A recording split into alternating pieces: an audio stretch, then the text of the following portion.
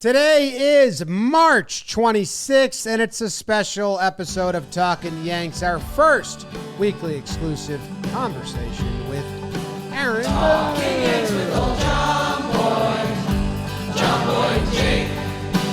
Recaps galore, weekly awards, stat lines, theme, and hot takes. Get your Yankees news from these two fine dudes. It's time for Talkin Yanks. Talkin Yanks with old Jomboy and Jake. Talkin Yanks with old Jomboy and Jake. Hello and welcome to a Sunday edition of Talkin Yanks, episode number 883. My name is Jimmy. His name is Jake, brought to you by SeatGeek. Jake, how you doing? James, Zack, BBD on the road. I'm doing well as we approach opening week, which isn't a term really used in baseball. They really harp on the opening day thing, but They could expand it. they could open it up. Opening week of baseball. Opening weekend even. Weekend, if you wanted to slow play it. But yeah, Opening month. They're pretty firm on that opening day. And I'm jazzed up, man. I mean, we've done all of it at this point. We've done, World Baseball Classic snuck up on us. We prospect battles, outfield, all of it. And I'm ready to go, man. I'm ready to see that lineup and maybe guess the lineup at some point. Yeah, I am. So for everyone that has been with us over the years and knows the schedule during the season, the midweek episode, which last year was Sharp Stats, Guess the Lineup, whatever topics we wanted to discuss, that is now going to be our exclusive interview with Aaron Boone, as well as Sharp Stats. It'll be Sharp Stats and then Convo with Boone, and that's going to be the new midweek episode that will be released on mostly Tuesdays, except when the schedule gets a little funky. It might go to Wednesday every now and then. This episode is going to be just Boone. It's a little special one because we are kicking off the season. Yes. So, is the interview brought to them by anyone? The Boone interview is brought to you by Vizio, Jim. The TVs. Mm-hmm. You got a couple, I got a couple. Vizio, they kind of changed the game. It was like a whole thing when we were in college. They want me to read so many other things about their 4K screens under $500. 120 FPS motion. You tell me more about that, Jim. Yeah, frames per second. That can good. keep up with Garrett's four-seamer. I don't know who Garrett is, but stunning quantum color that brings City Connect uniforms to life. Vizio in baseball. All right. I didn't know we got up like that. Vizio's latest soundbars and TV are award-winning from some of the toughest tech reviewers, and Vizio has always, from the start, had MVP value. So head on over to Vizio.com to check out how you can elevate your AV experience all season long. Ooh. Whatever your budget or the size of your home, Vizio has you covered with the perfect TV and soundbar combo. That's Vizio.com. We got a link in the description there, bong. Hey, Jake, before we actually throw it to the interview, since we're just chilling and sitting right here waiting for him to come, and BBD can cut this if he wants, are you excited to chat with Booney? I am. You have any pressing questions, top of your head, hot ones, hot button issues? I mean, we've been talking about two of them for about 3 months now. Over under the amount of innies versus outies. How many outies? How many outies in those showers? Shower etiquette. Is there a coach time and a player time? Separate shower, right? No, Jim, I think you know me well enough that I kind of build it up to break it down as much as I can. That I'm excited for us to become entrenched with Boone, so then I can get to the real stuff. Oh, okay. I'm gonna eat my way in like a mouse eating cheese, and then one week I'm gonna punch him with the what was the time you felt hollow? Oh. And then we'll be like, whoa, all right, we're talking Yanks. I don't think he is so hollow. Peg leg. What about you? I am excited. There's a lot of obviously there's the pressing issues at hand, which I don't know if we're going to get any more info than anyone else that asked those questions. So there's also some other lines of questioning that I want to talk about. Just more like general strategy stuff going into the season. Rest days. Does Rizzo ever get a red light? And maybe should he? Running, yeah. You got to specify that because I think that's an important detail. On the base paths, yeah he should. Because I was calling for an when intervention. you first texted me that, and I was like, Rizzo's a pretty good adult hitter. I think he can I think they let him go. No. Remember, I was calling for an intervention on his stealing. Right, but I think for most players, yeah, that's with the stick, not the legs. Yes. So yeah, and then I think he's gonna break news on this episode. Wow. So here it goes. All right, we are joined by new friend of the family, or we're a new friend of his. I don't know all the details, but we figured him out, and now we're talking every week about it. Aaron Boone, Yankees manager. How you doing, Skip?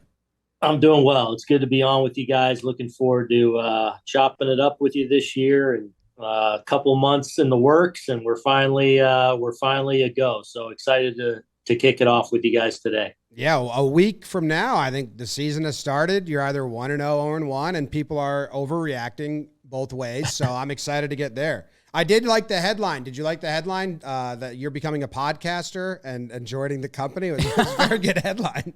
You know what? Yeah, I did. Especially now that I'm 50. It kind of hopefully keeps me a little more, up with the times a little bit hipper, a little cooler. That's right. Happy belated birthday. It's a big one. Thank you. And Thank you. 50 with Pop. We saw you showing off for the boys. See that? I mean, did a couple of the young kids have to find out? Was that their first time finding out, or what? I had to find out. I had no idea that was coming, so I was a little nervous, but glad I was able to because I was talking a big game the day before, and then we get out there, and I'm in with Judgy and Stanton, and we're playing the Red Sox. They're out there stretching right next to it. So it was a little bit of an audience, a little more than I anticipated. So glad I was able to run into one.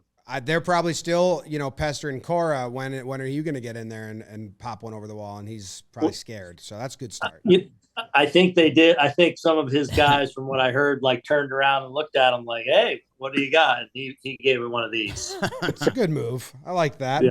All right. Well, we're honored to have you. We're excited about this. We're excited to dig into some kind of the regular routine weekly conversations, and then some bigger baseball conversations that I just want to, if I have your ear and your thoughts, I want to ask about as kind of like holistic decision making, or just what goes into this, what goes into that. So I think our audience is super excited, and then we are thrilled that you're using your first appearance on Talkin Yanks to announce the opening day shortstop. So, starting, no, but we're a couple more days for that. We're getting real close to that decision. We think we have a good decision to make, and looking forward to that announcement, but not quite yet today. Well, this airs on Sunday, so don't go making it on Saturday, and then we missed out. So, okay, won't do it Saturday. Try and hold off till Sunday. Perfect. Now, as fans, this is kind of the least we've known about, not opening day lineup, because I know that's one day, but kind of like the positions throughout the week. I mean, with Bader injury, center field reps we don't know the breakdown there. I mean, it's really first base is, all right, 6 out of 7 days, Rizzo's at first. That's all we know. Kind of like Donaldson, 2 out of 7 or 3 out of 7? I don't know. As fans, it's crazy frustrating. And in our heads, we get even more frustrated because we're like, they know. They just are waiting. Do you know more than us at this point? Like, obviously, have you figured out the actual rotation of all these positions? And if you don't, is it frustrating for you?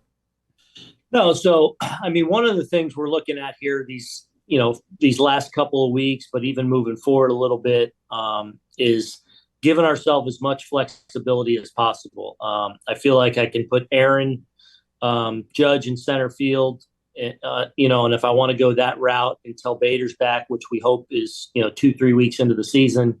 So more of a short-term thing, but I do feel like we're seeing enough from different guys that we can kind of piece it together and play a little bit of the matchup game. Obviously we've been getting Izzy out there some. Cabrera we've been putting out there in center and left and right. Obviously he plays all over the place. So trying to see what exactly I'm comfortable with as far as rotating through center and left field kind of initially. I feel like Giancarlo is going to be very much in play from Jump Street in the outfield. Obviously, I'm not going to play him too much out there, but I do feel like a couple days a week from the jump will be in play for him. He looks really good, and then we'll just kind of rotate around a little bit our infielders. Obviously, we'll make our decision at shortstop, and then between second and third, and with JD and Glaber and DJ, and then obviously DJ spelling that, say, once a week for Rizzo at first base, maybe against the right lefty or whatever. We'll do that. So it's a little bit akin, although we were more healthy rolling into the season last year, where we had the kind of 9 guys for 8 spots, and we just kind of rotated, and it kind of worked really well because guys were playing all the time, but it was that one day off. So it'll be a little bit of that. But also without Bader, there'll be a little bit more daily, probably mixing it up a little bit in center and left, potentially, when Giancarlo's not in the lineup. So you mentioned Big G there, and I think we were a little surprised because now we're kind of like 6 years that we've been fake fan beat reporters or whatever it is. And when the Giancarlo quote came out, I think 40, 50, 60, I think we were a little surprised because in previous years, I think you guys kind of didn't put something out there because you were just feeling out the situation. Is it something maybe you guys have learned in the past couple years with G, or is he looking better that you want to throw that out there, or something else? Yeah, so, I mean, in 2019, he obviously got hurt. And then in 2020, he got hurt too. And after a great start to the season. So got a little bit gun shy there because he had missed the chunk of a couple of years and with COVID there. But so 21, we didn't do it very often, although I kind of always wanted to get him back out in the outfield because not only does it obviously open up some options for us and gives us more flexibility and is better for us as a team, but I really maintain that it helps keep him healthy. I think there's something to being athletic and playing, not all the time anymore. Obviously, I can't run him out there every day, but there's a lot of the times when he's gone down, it's been like the injury he had in the second half of the season kind of happened in like the third inning on a day he was DHing where he was underneath getting ready, where he just kind of felt that thing. I feel like, I've made the analogy that, if you're a marathon runner or a weightlifter, you don't sit on the couch for 2 weeks and then go run the marathon or power lift the weights. You got to train. You got to do that. And I think him being out in the outfield periodically keeps him athletic. He likes doing it. He does it pretty well. And then it obviously serves us well as a team to give us some of that flexibility if I want to DH Judge or I want to DH one of the infielders. So hopefully it's something that, best case scenario, he stays healthy and we get him out there 50, 60 times or 2 days a week, say, with an off day in there. So, and I've been really encouraged with how he's looked so far. And he's had a really good spring.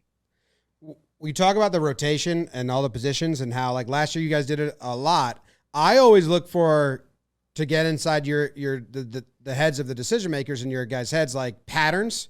And my assumption is there's sometimes like strict rules. That could be way wrong on that. But as fans, you see people on Twitter or even some of the reporters like, I think a rotation like this could work, and they literally map out like 14 games.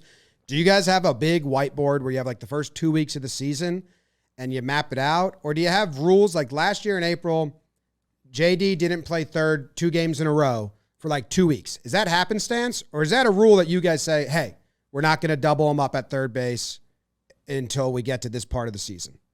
No, so I do treat April a little bit different because, just if you look at the history of it, that's where, a big chunk of injuries happen, not just pitchers, but position players too, because all of a sudden you go from most of our guys will have played 3 in a row and have now played 7, 8 innings, but you get into April, it's a little cooler. And now all of a sudden you're going to playing 7, 8, 9, 10 games potentially in a row in the month of April, especially if you are even, north of 30 years old, that's something that I try to be mindful in the month of April, where, just going to be a little strategic and disciplined to, hey, I'm giving, this guy a day.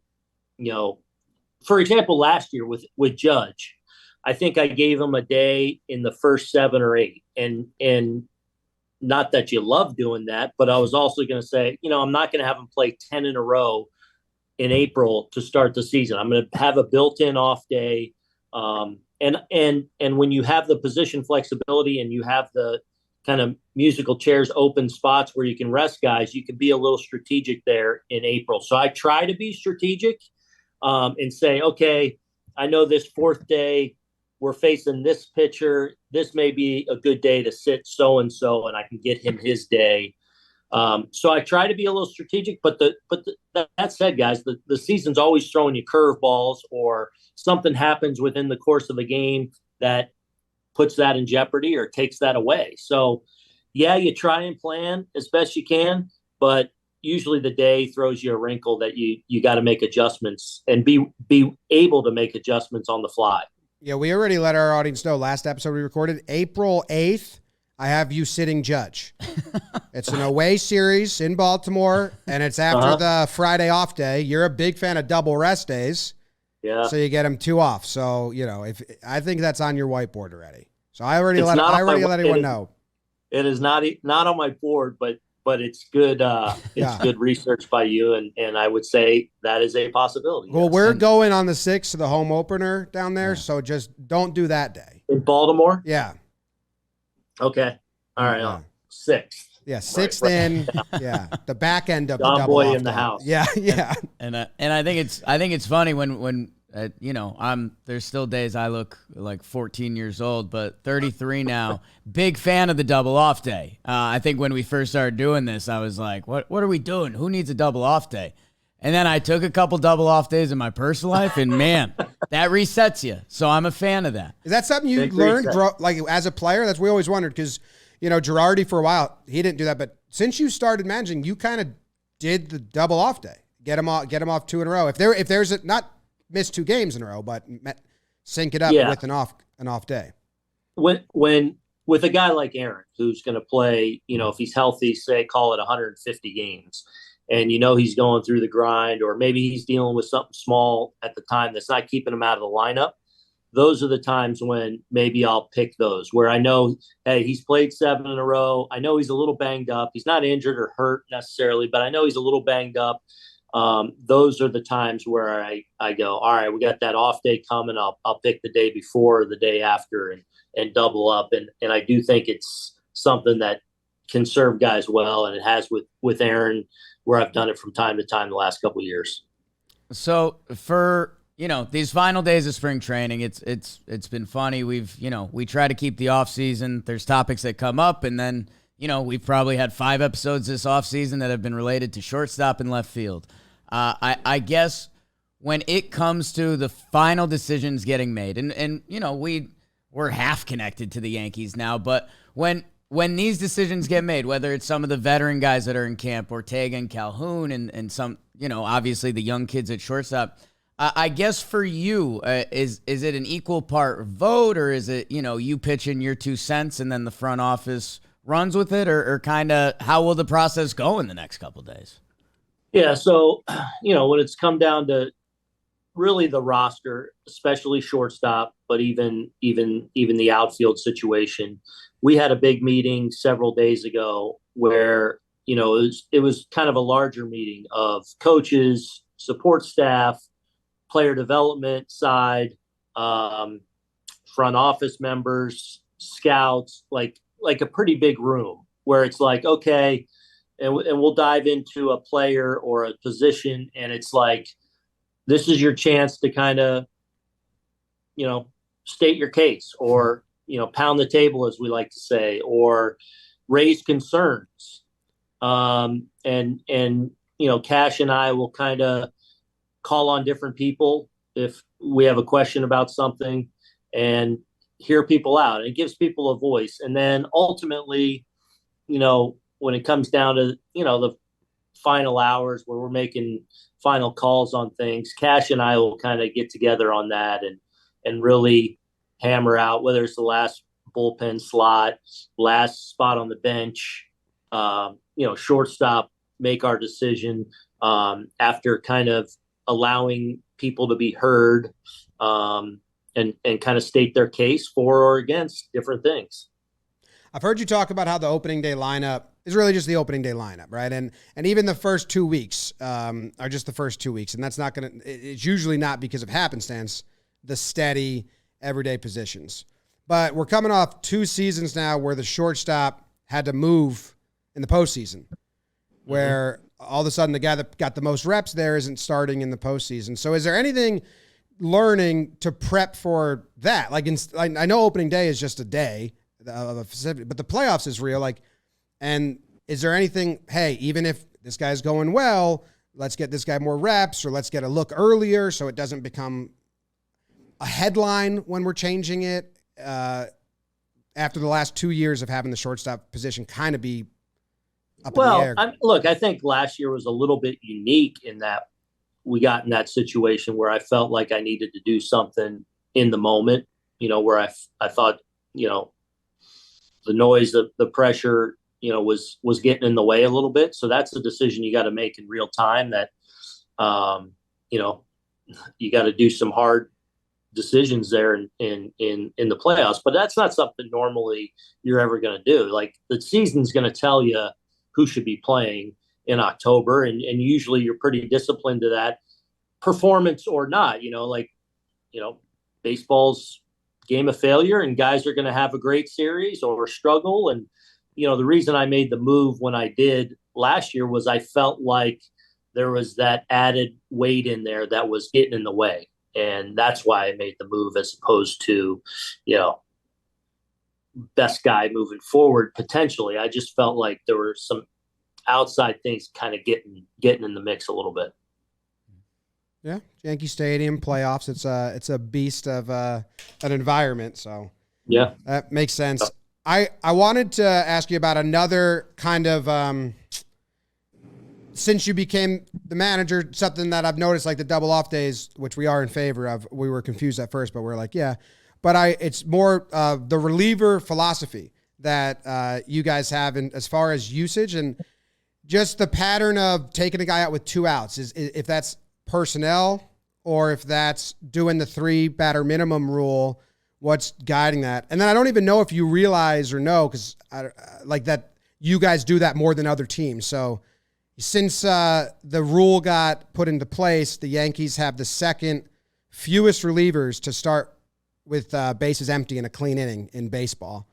And last year, only 4 teams had more pitching changes with 2 outs, because some teams are circumnavigating that rule.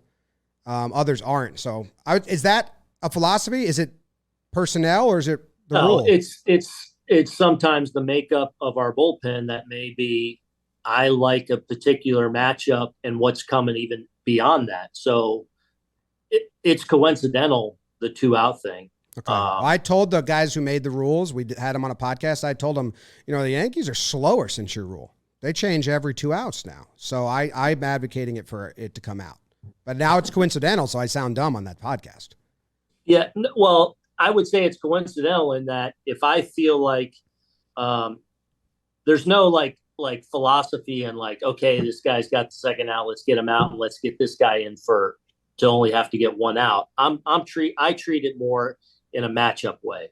If I got Wandy in the game and we're going through a lefty kind of lane or whatever, and I got Lowe up behind him, and he's gotten 2 outs, and I know that Lowe's coming in the next inning anyway, and I know we got a tough righty here, then I'm going to go get Lowe, for example, to face that if I know I got him for an inning plus. So that's just where another team's lineup is, who's in our pen on that particular night, and what matchups we like. Is there any keeping track of that? Whereas you guys don't do three games in a row, 3 days in a row with the bullpen. Usually if a guy throws 30 pitches, he's not going to see 2 games in a row. Up downs, is there any tracking that, where if a guy pitches, sits, pitches, there's no way to track it for fans. So I don't know if you guys keep track of that. We do try to track the up downs, and there's a couple of times that happen in the course of a year that couple times that happened last year where, I felt like a guy was up a couple days in a row and we didn't have to go to him or something. But that goes into taking that into account. And then you're always like, the nuanced things that happen throughout the course of the year is like, I would imagine as a fan, you see it as, well, this guy threw 15, he's good to go. Well, he may be a little banged up the next day. So it may be I'm kind of staying away from him based on he's not hurt or injured, but he wasn't quite right today. So it's like, then you kind of alter the plan a little bit. Yeah. We just need like a sneeze or a code in the post-game presser. So then we know like, oh, okay, won't get on you about that. Nose is the indicator. Well, we don't know. So we're like, why didn't he go to him? So just, so. Yeah. And then, you gotta, the reality is you gotta find a way to use the 8 guys too. Like, and obviously it's going to change. You're going to end up using whatever, 10, 12, 15, 20 relievers over the course of the year. But it's hard to always go to the whip over the course of a season, or all of a sudden you have a reliever that's making 80 and 90 appearances. So you'll go through stretches where, let's say we're really hot, or like last year we got off to such a great start and we're winning a ton of games. So you're in winning mode a lot. And I remember, actually, let's not even go last year. Let's go 2021, where offensively we weren't as good and we weren't scoring as many runs. We were in dogfights every night. Yeah. So it was like we're in leverage games 90% of the time. Like we never got blown out. We never really blew anyone out. And so we were in these games where it's like, here we go again. And it's like, that's when you've got to develop and lean on more than just your 3, 4, 5 main guys. You got to find a role, and sometimes in a more significant way, for those other 3 relievers to play a role. Otherwise, you'll burn everyone out, and especially your high impact guys that you're going to count on. Still, yeah, I still remember Albert Abreu during that stretch. He became like a guy out of nowhere because he had to be, and he put up a couple nice performances for you guys. Luis Gil. Yeah. Booney, I'll give you one last one, and I guess I'll see if you could dance around it. It just popped in my head. Last year, the story was at the end of spring training, didn't you gave Nestor like a pat on the butt, and you were like, hey, I think you're going to be an all-star this year.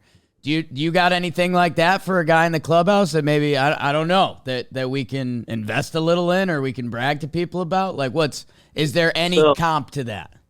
So that is a true story, by the way. It didn't happen at the end of the camp. It happened at the beginning of camp. Okay. Oh, wow. So I'm way out ahead of this. Yeah.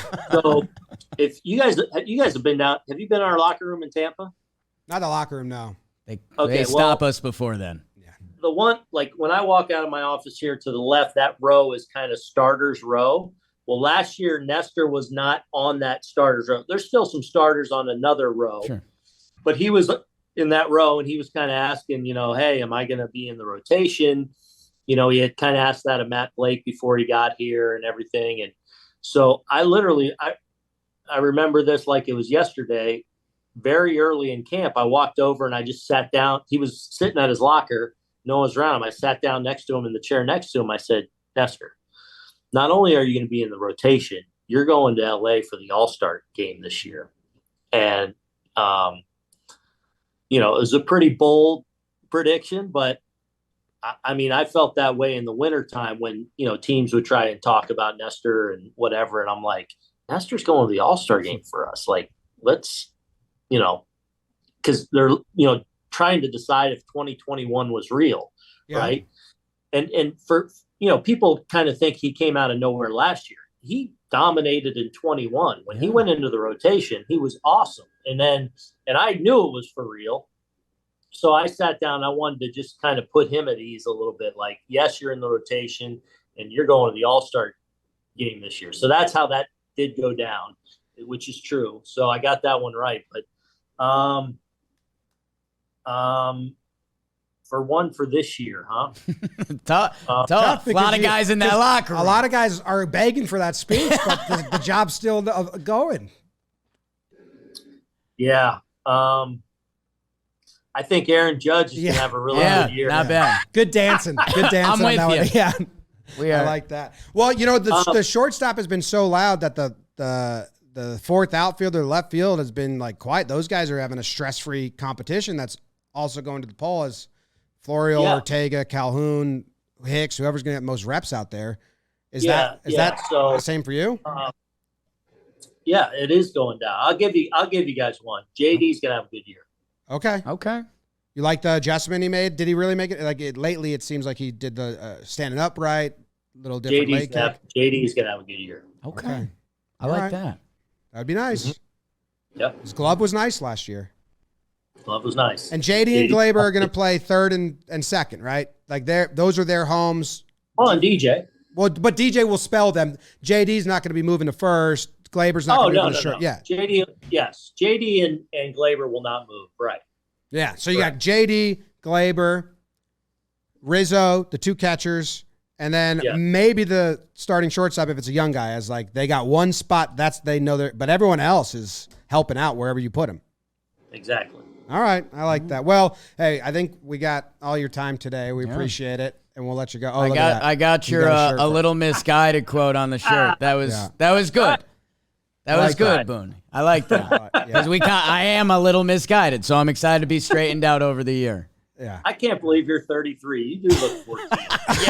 It's tough, man. Yeah. It's tough. All right. That's great. Enjoy the rest of camp and the trip up. Hopefully everyone gets the news. I don't even know what people want as fans. I know everyone wants Volpe to be on the team, but I don't even know what that means for Peraza. I'll let you go. You don't got to dance around it.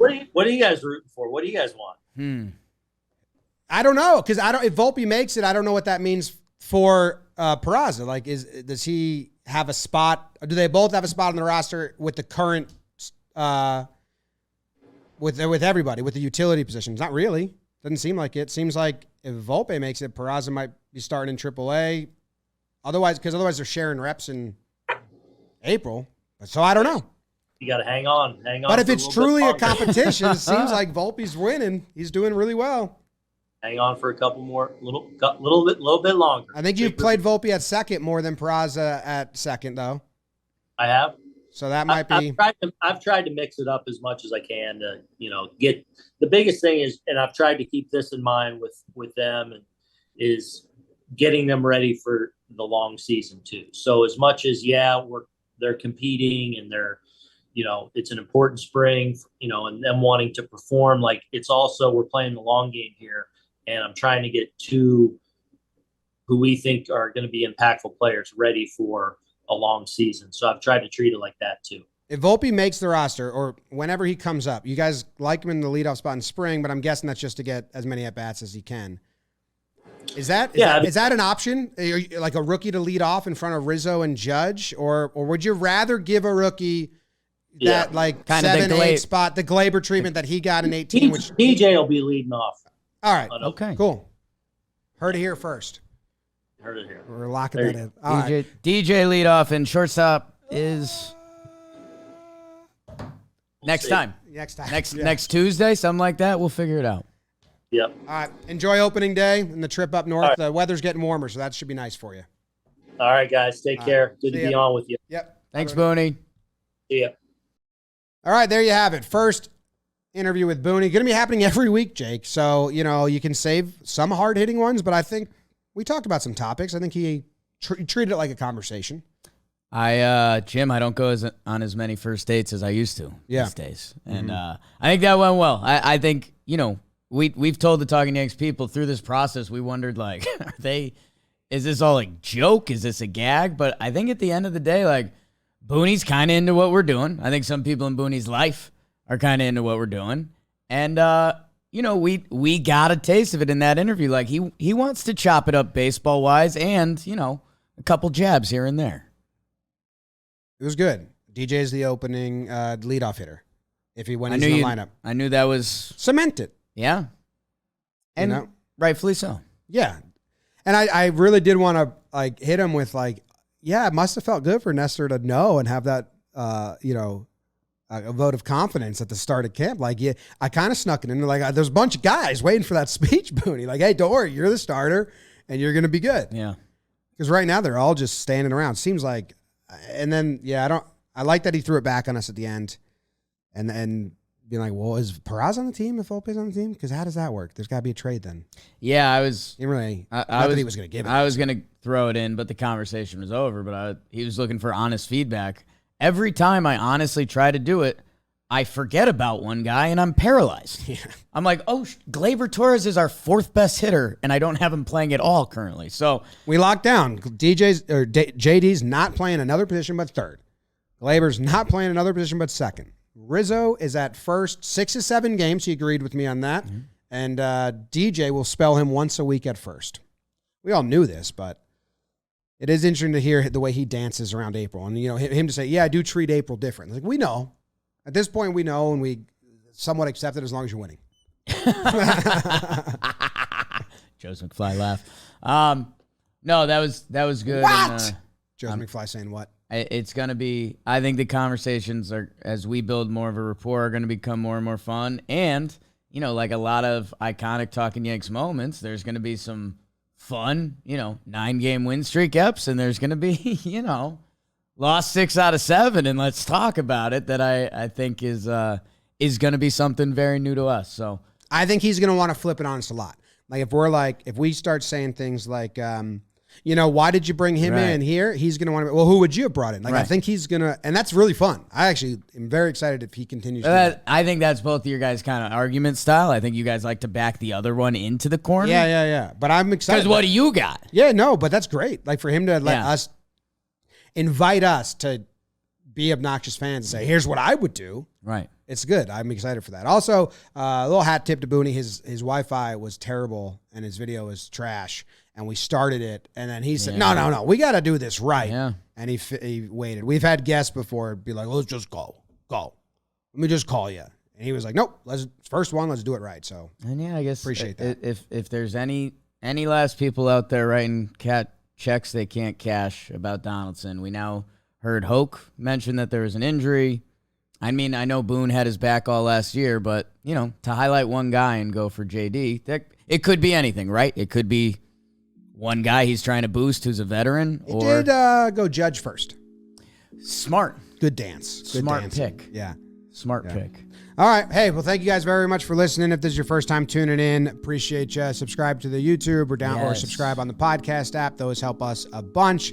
We will see you next episode on, this is coming out Sunday, so like tomorrow or Tuesday? So I think Tuesday. I think there's a PPP and then Tuesday up. Yeah. And then there's a game on Thursday, and we're live streaming during the game. So if you're not going to not on this channel, on JM Baseball, but you'll have enough alerts. Yeah.